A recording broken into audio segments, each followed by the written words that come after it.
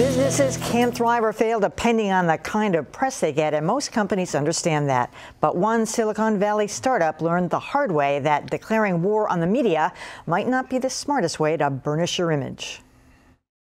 It's new, it's innovative, it's a disruptor. When the ride-sharing service Uber first launched 2 years ago, it got mostly rave reviews in the tech press.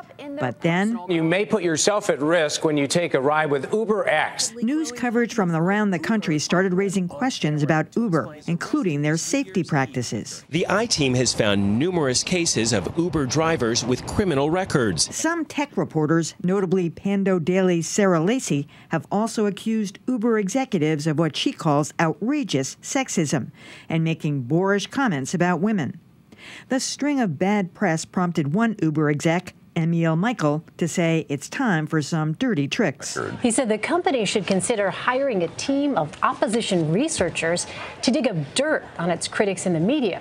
And the one critic Emil Michael mentioned by name, Sarah Lacey. And Emil Michael specifically said the way to go after me was to target my family, was to tear apart my family, and to do it in a way where Uber's fingerprints would never be on it. Uber execs have since apologized, but a PR blunder has now become a PR disaster. It's another example of the leadership at Uber basically acting like bullies. Their business practices are unsavory. Whoever said there's no such thing as bad publicity.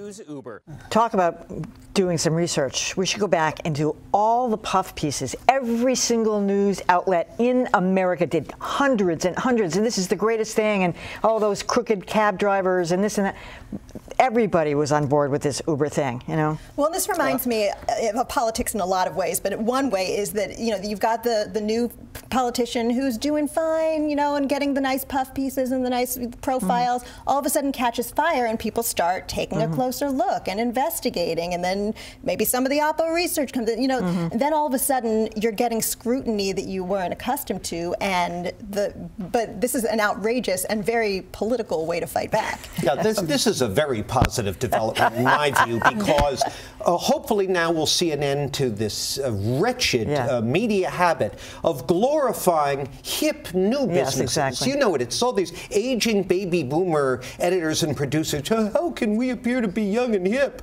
And so, oh, well, you latch on to things like Uber, and that's what all the kids are doing today. And another one is food trucks. There's a whole issue with both health issues with food trucks and the fact that they get prime space downtown, while brick and mortar restaurants are paying the brick and mortar restaurants are paying through the nose for. So there's all sorts of issues surrounding these new hip businesses that the media may start to focus on now that we know they just as soon kill us as look at us. I'm so glad you're blaming this on the boomers. Oh, it's my pleasure. And my business. Yes.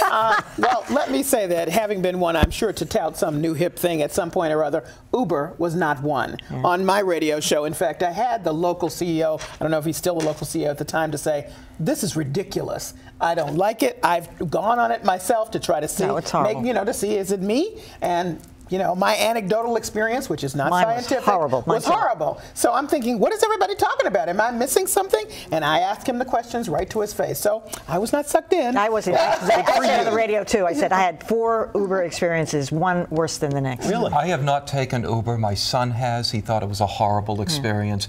You know, the reason they got such good press is that everybody hates the cab companies.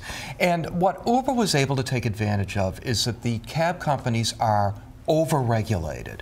But some of the regulations make sense. They guarantee there's some guarantee of some safety. You mean they want the drivers to know where they're going? That the drivers might know where they're going.